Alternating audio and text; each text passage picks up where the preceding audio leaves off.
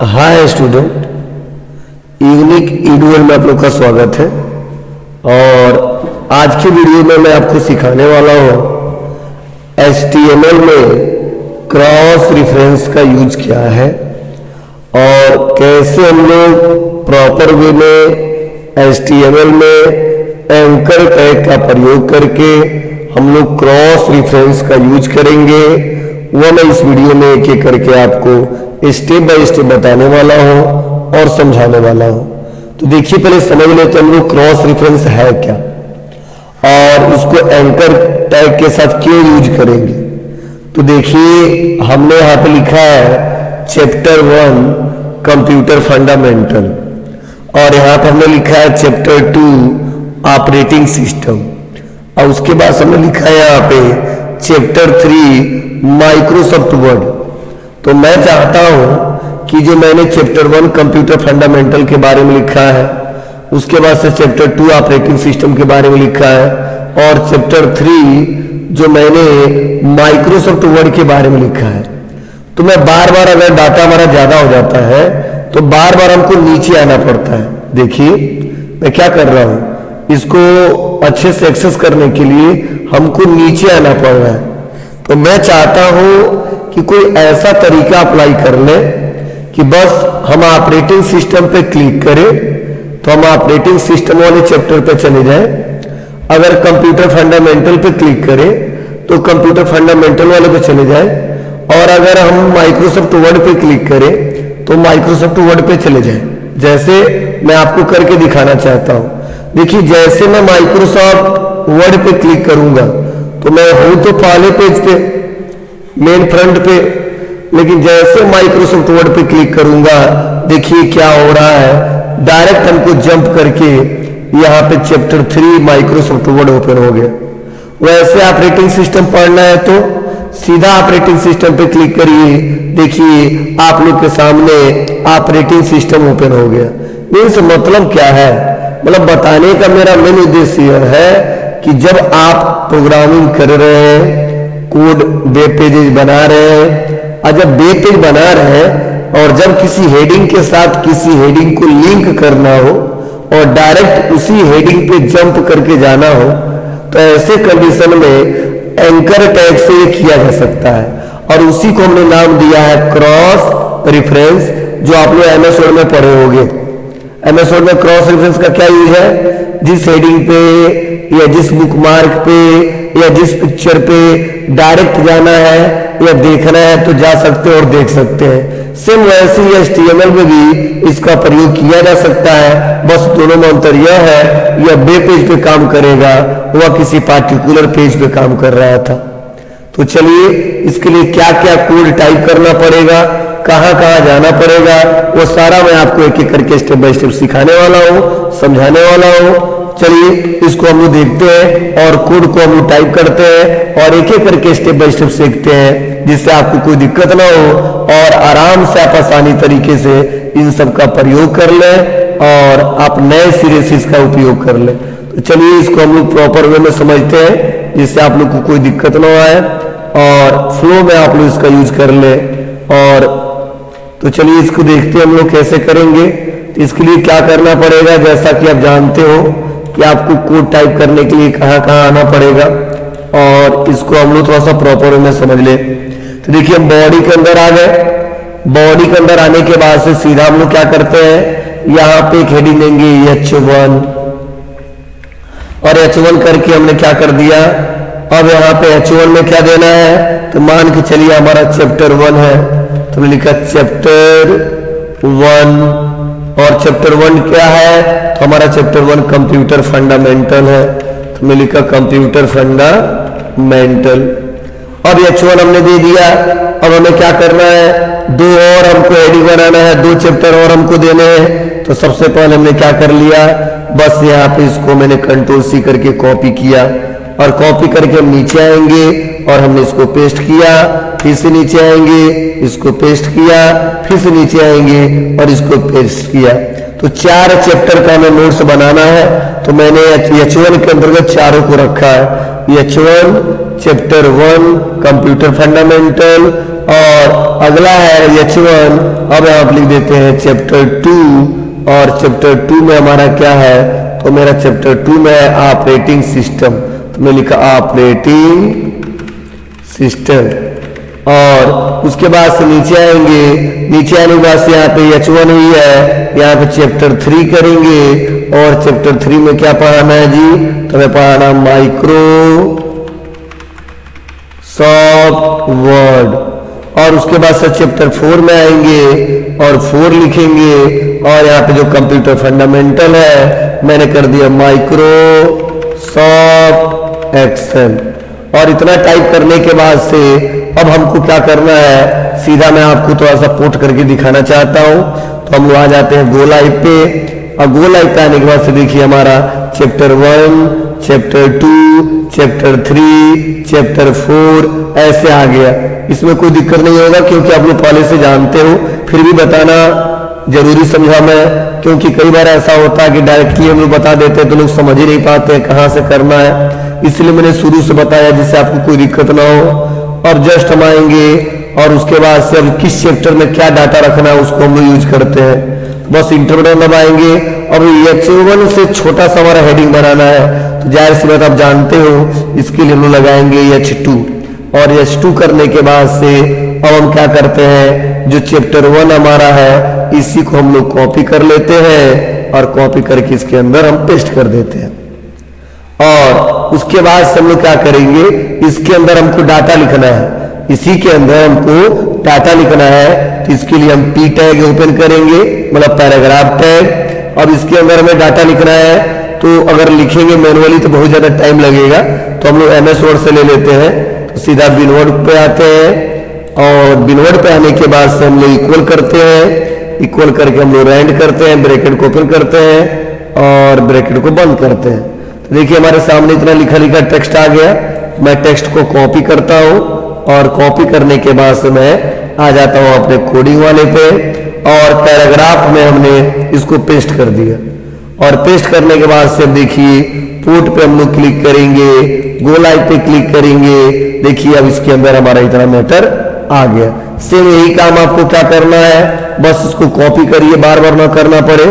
Chapter 2 तक copy कर लीजिए, और कॉपी करने बाद से नीचे लाके पेस्ट कर दीजिए, फिर से इंटर दबाइए, नीचे पेस्ट कर दीजिए, फिर से इंटर बटन दबाइए, नीचे पेस्ट करिए। कितना बार, तो जितना हेडिंग है उतना बार। और आप आ जाइए शुरुआत वाले में, चैप्टर 1 है कोई दिक्कत नहीं, H2 में यहाँ पे चैप्टर 2 है, तो यहाँ पे चैप्टर 2 क्या है, तो इसी को मैंने यहाँ से कॉपी किया, और H2 वाले में हमने लाके इसको पेस्ट कर दिया। H2 वाले में हमने क्या कर दिया, इसको लाके यहाँ पे पेस्ट कर दिया, यहाँ पेस्ट कर दे रहे हैं। फिर से हम यहाँ पे 3 वाले को ले लेंगे, और फिर से नीचे आएंगे ऑपरेटिंग सिस्टम वाले के नीचे, ये जो हमारा तीसरा नंबर इसमें पेस्ट कर देंगे। और फिर से हमारा यह एक्सेल है, और एक्सेल को हम ले लेंगे, और लास्ट वाले में हम लाके हम लोग पेस्ट कर देंगे,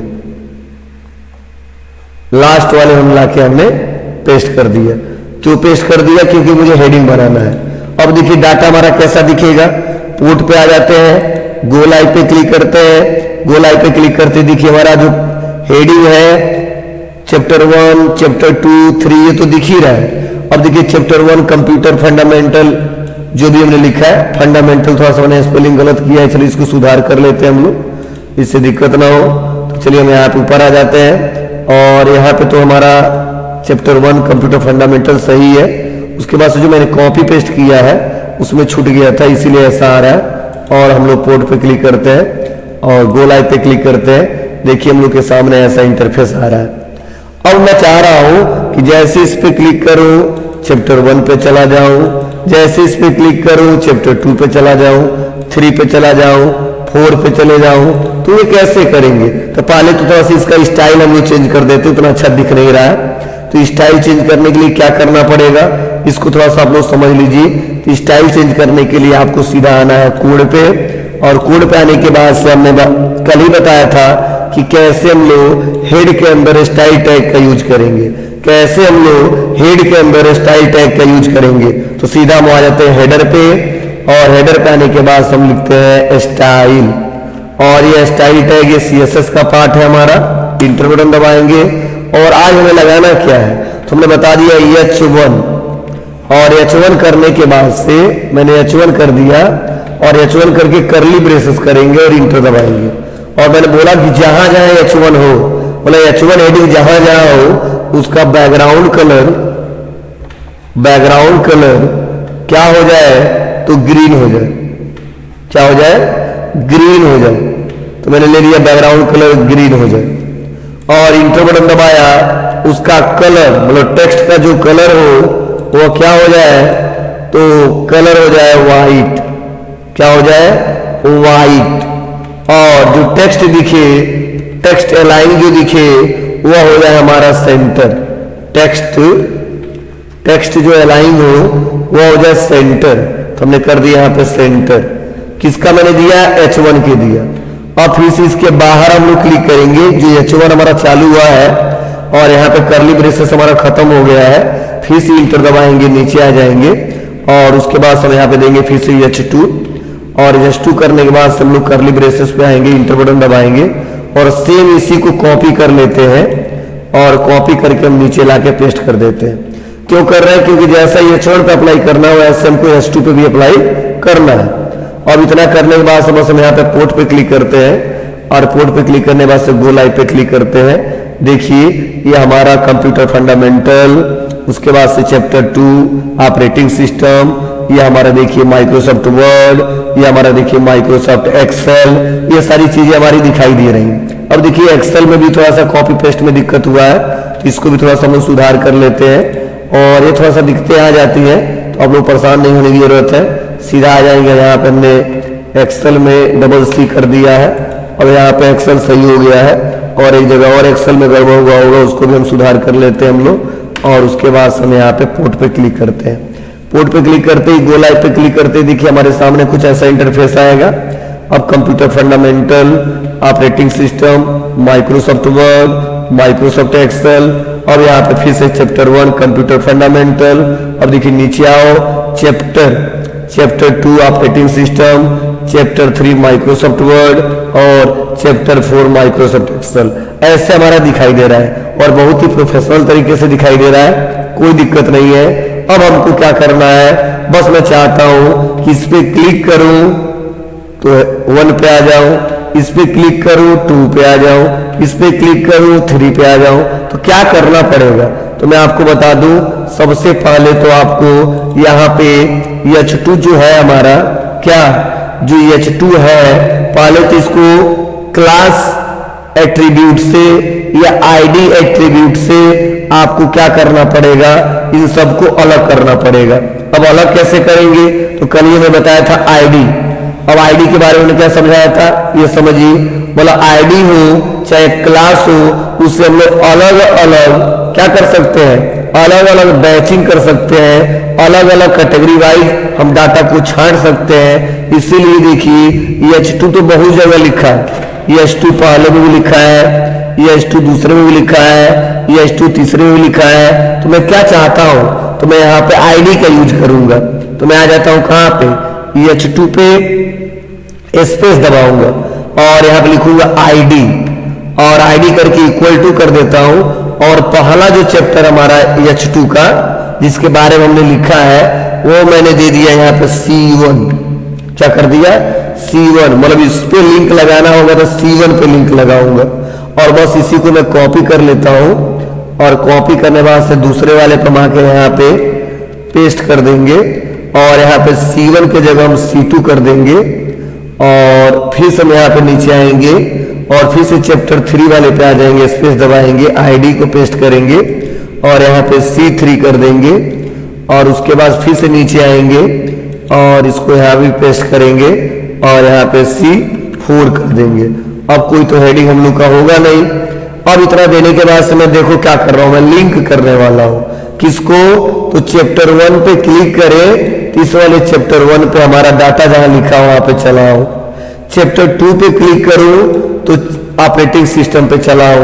तो कैसे संभव है, तो चलिए वो भी हम लोग संभव करके देखते हैं। तो बॉडी के जस्ट नीचे आएंगे, और लगाएंगे एंकर टैग। तो हम लिखेंगे A और HREF हाइपर लिंक रेफरेंस, और उसके बाद से हम लोग यहाँ पे इक्वल टू करेंगे और यहाँ बताएंगे क्या।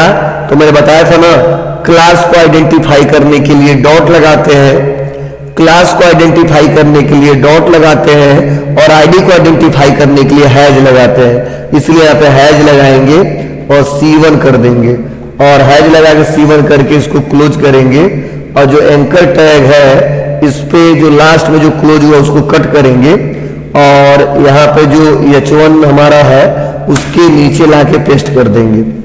अब देखिए क्या होगा, अब एंकर टैग के अंदर हमने पहले वाले चैप्टर को रख दिया। अब जस्ट हम यहाँ पे पोर्ट पे क्लिक करेंगे और गो लाइव पे क्लिक करेंगे, और देखिए यहाँ पे लाइनिंग हाइपरलिंक आ गया है, और जैसे हम इस पे क्लिक करेंगे चैप्टर 1 पे हम चले आएंगे। देखिए चैप्टर 1 कंप्यूटर फंडामेंटल पे हम चले आए। अब चलो यही काम अगर हम सब पे करना चाहते हैं तो बड़ी सिंपल है।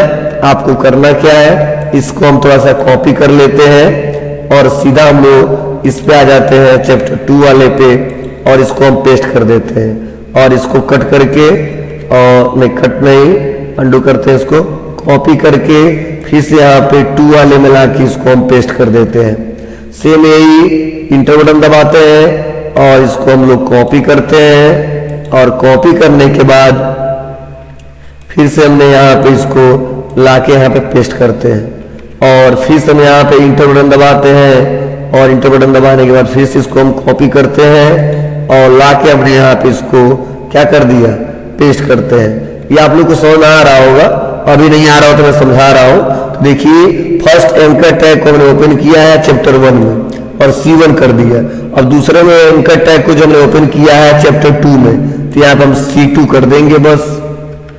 और फिर से हमने एंकर टैग ओपन किया है चैप्टर 3 में, तो हम यहाँ पे 3 कर देंगे, और उसके बाद फिर से हमने ओपन किया 4 में, तो यहाँ पे हम लोग 4 कर देंगे। तो इस प्रकार देखिए मैंने सबका लिंक लगा दिया। अब ये सबका लिंक लगाने के बाद से आपको क्या करना है, बड़ी सिंपल सा तरीका है। आपको पोर्ट पे क्लिक करना है, पोर्ट पे क्लिक करने के बाद से आपको गो लाइव पे क्लिक करना है, और देखिए गो लाइव पे क्लिक करने के साथ साथ देखिए सब में लिंक लग गया है। अगर आप ऑपरेटिंग सिस्टम पे क्लिक करोगे तो देखो एक ही बार में ऑपरेटिंग सिस्टम पे चले जाओगे। अगर आप माइक्रोसॉफ्ट वर्ड पे क्लिक करोगे तो माइक्रोसॉफ्ट वर्ड पे चले जाओगे, और अगर आप माइक्रोसॉफ्ट एक्सेल पे क्लिक करोगे तो माइक्रोसॉफ्ट एक्सेल पे चले जाओगे। तो इस प्रकार अगर आप जो वेब पेज बना रहे हो उसी में जो कंटेंट्स बनाए हो चैप्टर वाइज, हेडिंग वाइज, तो आप उसको डायरेक्टली एक्सेस करना चाहते हो, जंप करके एक बार में जाना चाहते हो, उसको पढ़ना चाहते हो, उसका यूज करना चाहते हो, तो एंकर टैग का यूज करके आप क्रॉस रेफरेंस लगा सकते हो और ऐसे पार्टिकुलर किसी वेब पेज पे इसका यूज कर सकते हो।